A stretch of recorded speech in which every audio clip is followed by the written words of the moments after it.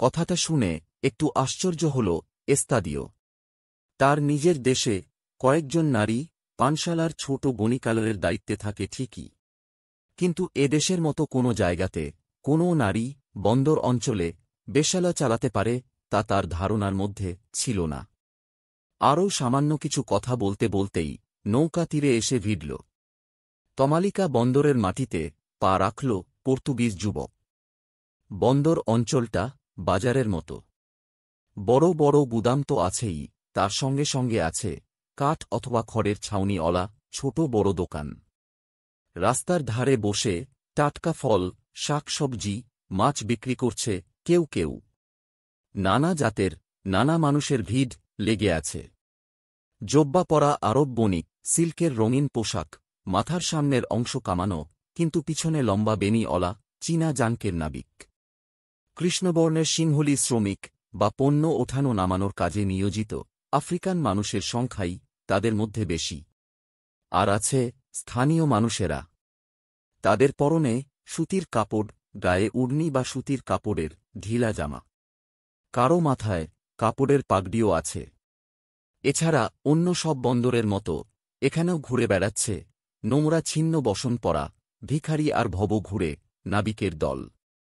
নানা মানুষের চিৎকার চেঁচামেচিতে সরগরম জায়গাটা। এই নতুন শ্বেতাঙ্গ আগন্তুক বন্দরে পা রাখতেই আবার তাকে ঘিরে ধরল একদল ফোরে দালাল। সে কি পণ্য কিনতে চায়, কি পণ্য বেচতে চায়, নানা প্রশ্ন তাদের। এস্তাদিওকে প্রথমে ব্যবসার জন্য অনুমতিপত্র নিতে হবে।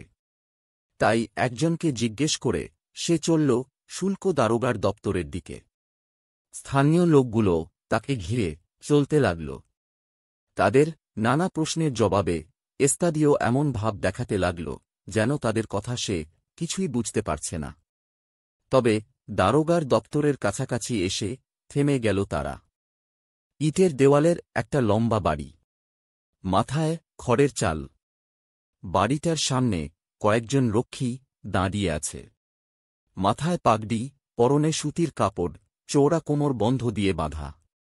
হাতে বললম। এ বাড়িটাই দারোগার দপ্তর। রক্ষীরা এই ভিনদেশীকে দেখে পথ ছেড়ে দিল। একজন সঙ্গীকে নিয়ে বাড়িটার ভিতর প্রবেশ করল এস্তাদিও। দলিল দস্তাবেজ ঠাসা বেশ অনেক কটা ঘর বাড়িটার ভিতরে। জনা 20 লোক বসে কাজ করছে। তাদের মধ্যে একজন এস্তাদিওকে নিয়ে হাজির করাল দারোগার সামনে। বিশাল বপু একটা লোক। মাথায় পাগড়ি, গায়ে সুতির পোশাক। তার বুকের কাছে সোনার বোতাম বসানো, ঝোলা গুম্ফো। লোকটা সন্দিগ্ধভাবে তাকিয়ে প্রশ্ন করল, তুমি কোন দেশের লোক? কোথা থেকে আসছ? এস্তাদিও জবাব দিল, পর্তুগাল থেকে। আমি এস্তাদিও, বণিক এস্তাদিও, সান্টা মারিয়া নামের বাণিজ্যপথের মালিক। কিছুক্ষণ আগেই সান্টা মারিয়া নোঙর ফেলেছে এখানে। এ বন্দরে আমি বাণিজ্য করতে চাই। লোকটা শুনে বলল, পর্তুগিজ? তারা তো শুনেছি যেখানে যায় সেখানেই ঝামেলা বাঁধে। এখানে আবার ঘাঁটি গেড়ে বসার ইচ্ছা নেই তো তোমার? দারোগার কথা শুনে এস্তাদিও বুঝতে পারল যে এদেশের লোকেরা পর্তুগিজদের সম্বন্ধে কি ধারণা পোষণ করে। লোকটাকে খুশি রাখতে হবে। এস্তাদিও তাই বলল, আমি সাধারণ বণিক মাত্র। ব্যবসা করতে এসেছি। ও সবের পরিকল্পনা বা ক্ষমতা আমার নেই। এ কথা বলার পর সে তার পোশাকের ভিতর থেকে একটা ছোট ভেলভেটের কৌটো বের করল। তার মধ্যে রাখা আছে লাল চুনি পাথর বসানো একটা সোনার আংটি।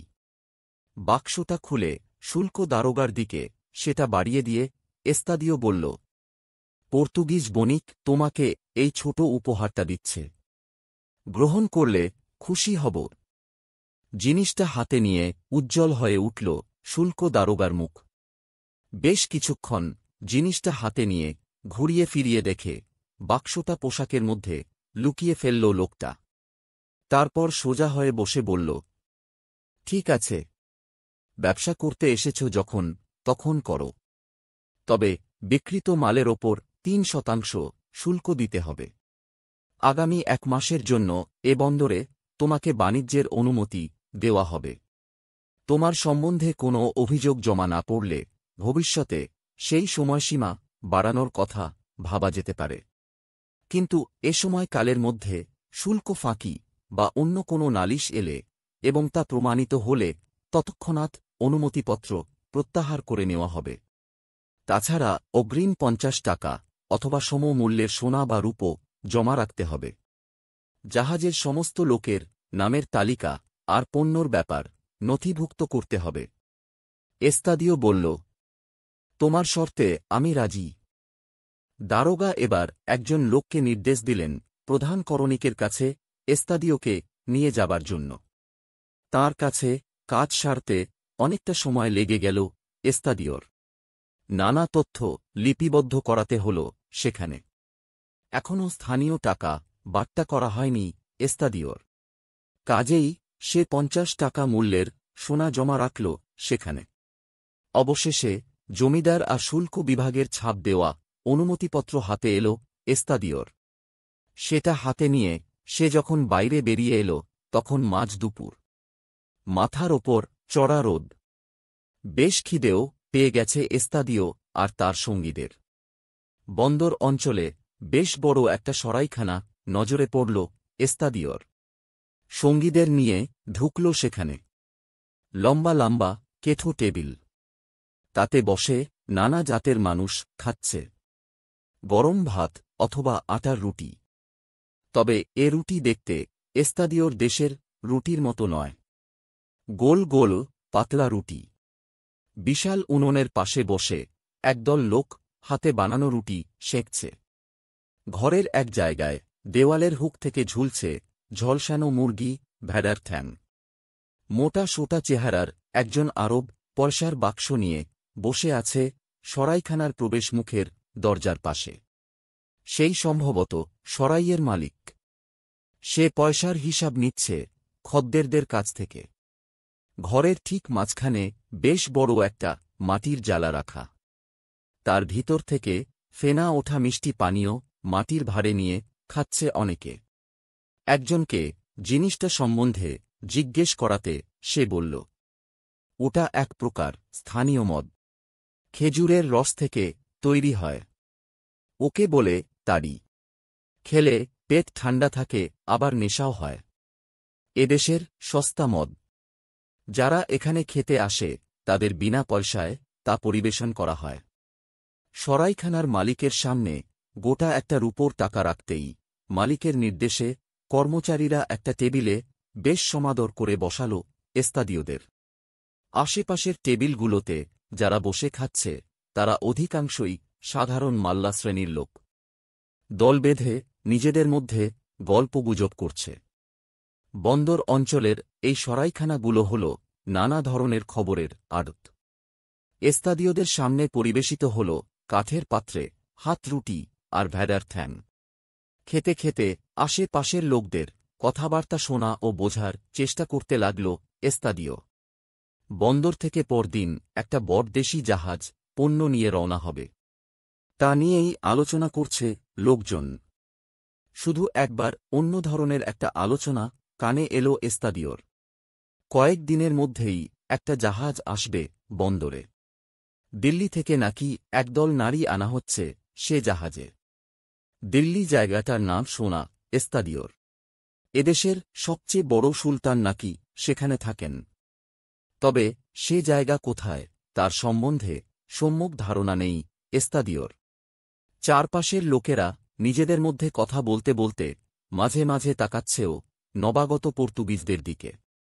নিশ্চুপভাবে উদরপূর্তি করে চলেছিল এস্তাদিওরা। হঠাৎ তাদের উদ্দেশ্যে কে একজন পর্তুগিজ ভাষায় বলে উঠল, মাতা মেরির জয় হোক, পর্তুগাল সম্রাটের জয় হোক। কথাটা কানে যেতেই বিস্মিত এস্তাদিও মাথা তুলে তাকিয়েই দেখতে পেল তাদের সামনে এসে দাঁড়িয়েছে ভবঘুরে চেহারার একজন মাঝবয়সী লোক। তার পরনে নাবিকের জীর্ণ পোশাক, মাথায় ছেঁড়া কান ভাঙা জাহাজি টুপি। এদেশের প্রখর সূর্য তার গায়ের রঙকে কিছুটা পুড়িয়ে দিলেও লোকটা যে একজন শ্বেতাঙ্গ সে ব্যাপারে কোনো সন্দেহ নেই। লোকটার দিকে এস্তাদিও তাকাতেই সে টুপি খুলে মাথা ঝুঁকিয়ে এস্তাদিওকে সম্ভাষণ জানিয়ে বলল, আমি পেড্রো, পর্তুগালের লোক। জাহাজ ঘাটায় খবর পেলাম পর্তুগাল থেকে জাহাজ এসেছে।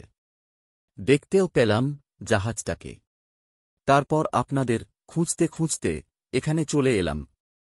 কথাগুলো বলে লোকটা লোলুপ দৃষ্টিতে তাকাল ভেড়ার মাংসের অবশিষ্টাংশের দিকে। এস্তাদিও লোকটাকে একটা চেয়ার টেনে নিয়ে তাদের টেবিলে বসতে বলল। বসল লোকটা। এস্তাদিও তার দিকে কয়েকটা মাংসের টুকরো আর রুটি এগিয়ে দিয়ে জানতে চাইল, তুমি এখানে কবে থেকে আছো? কি করো? পেড্রো নামের লোকটা ক্ষুধার্তভাবে মাংসের টুকরোতে কামড় বসিয়ে বলল, 2 বছর হল আমি এই তাম্রলিপ্তি বন্দরেই আছি। আমার বাড়ি পর্তুগালের টেগাস নদীর মোহনার কাছে এক গ্রামে। 2 বছর আগে ইভোরা নামের ছোট এক পণ্যবাহী জাহাজে এদেশে এসেছিলাম আমি। এখানে এসে আমার সিফিলিস ধরা পড়ল। জাহাজ থেকে নামিয়ে বন্দরের এক জায়গায় আমার থাকার ব্যবস্থা করা হল। তারপর একদিন রাতে ইভোরা আমাকে এখানে ফেলে রেখেই রওনা হয়ে গেল পর্তুগালের দিকে। তখন থেকে আমি এখানেই আছি। কথাগুলো বলে মাংস চিবোতে শুরু করল লোকটা। সিফিলিস রোগটা পর্তুগাল থেকেই ভারতসহ অন্য দেশে ছড়িয়েছে। এদেশে যত পর্তুগিজ এসেছে তাদের মধ্যে 10% মানুষকে পর্তুগিজরা এদেশেই ছেড়ে রেখে গেছিল সিফিলিস রোগের কারণে। ভয়ঙ্কর ছোঁয়াচে এই যৌন রোগ। সেই ছেড়ে যাওয়া মানুষগুলোর অধিকাংশ মারা পড়ত। ভাগ্যক্রমে 2-4 জন হয়তো বেঁচে যেত। পেড্রো বলে লোকটা তাদেরই একজন। এস্তাদিও প্রশ্ন করল, তোমার রোগ এখন কেমন? পেড্রো জবাব দিল, সিফিলিস সেরে গেছে স্থানীয় এক বৈদ্যর চিকিৎসাতে। তবে শরীরে বল পাই না। তাই ভারী কাজ করতে পারি না। পেটে খাবার থাকে না,